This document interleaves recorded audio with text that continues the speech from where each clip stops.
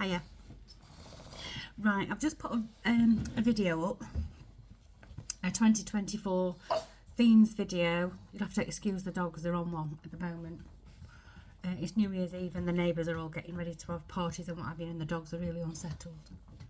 Anyway, that's not why I'm here. In that video that I've just put up, 2024, doing the inner work to affect your outer world. I talked about making the same mistake over and over again. We do that as individuals, but we can also do that as a collective, going down the same rabbit hole over and over again. And I think it was Einstein that said something about the insanity of doing the same thing and expecting a different outcome. Anyway, I forgot I mentioned this poem that's in the Tibetan book of Living and Dying. And excuse me. And I went downstairs and there it was on the bookshelf, not sticking out or anything like that. It just sort of reminded me of this poem, and I think if you listen very carefully to it, we can all recognise some of the decisions that we've made over and over again that have led us down the same rabbit hole, into the same traps. Anyway, this is the book, the Tibetan book of Living and Dying. It is an excellent, excellent book. I would recommend it to anybody. Excuse me. Humphrey, I'm going to have to shut the curtains because Humphrey can see out of the window. Just a second. Humphrey, you're an absolute menace.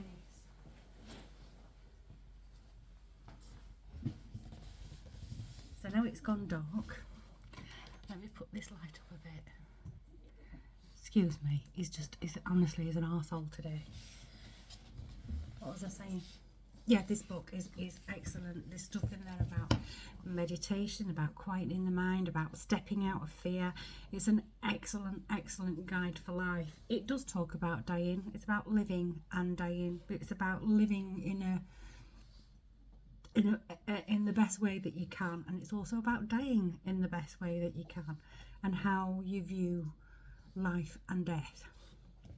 Anyway, this poem that I wanted to grab while I was doing the last reading and then just straight out of my mind is called Autobiography in 5 chapters. I don't know the author of that.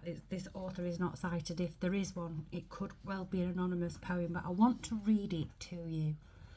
And I want you to just listen to the words and see if you recognise some of the decisions that you've made over and over again that have led you down the rabbit hole of having to dig yourself out.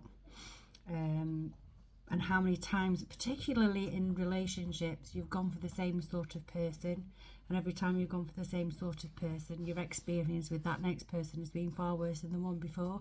It's strange how we don't learn our lessons. Anyway, I'm going to read it. I'm going to just stop babbling on. I'm going to read it. Chapter 1. I walk down the street. There is a deep hole in the sidewalk. I fall in. I am lost. I am hopeless. It isn't my fault. It takes forever to find a way out. Chapter 2. I walk down the same street. There is a deep hole in the sidewalk. I pretend I don't see it. I fall in again. I can't believe I am in the same place. But it isn't my fault. It still takes a long time to get out. Chapter 3. I walk down the same street. There is a deep hole in the sidewalk. I see it is there. I still fall in. It's a habit. My eyes are open. I know where I am. It is my fault. I get out immediately. Chapter 4. I walk down the same street. There is a deep hole in the sidewalk. I walk around it. Chapter 5. I walk down another street. To me, that poem is really profound. And just in 5 short little chapters, 5 short little verses, I'm sure we can all recognise some of the decisions that we've made that has led us round this, finding ourselves in a hole and having to get ourselves out of the same hole because we've dug ourselves in and we haven't learned the lessons. Anyway, I think that's a really good thought, and possibly, hopefully, I really hope that more of us take notice of this, learning our lessons the first time around, so we don't have to suffer 3 or 4 more times. Right, I'm going. Draw.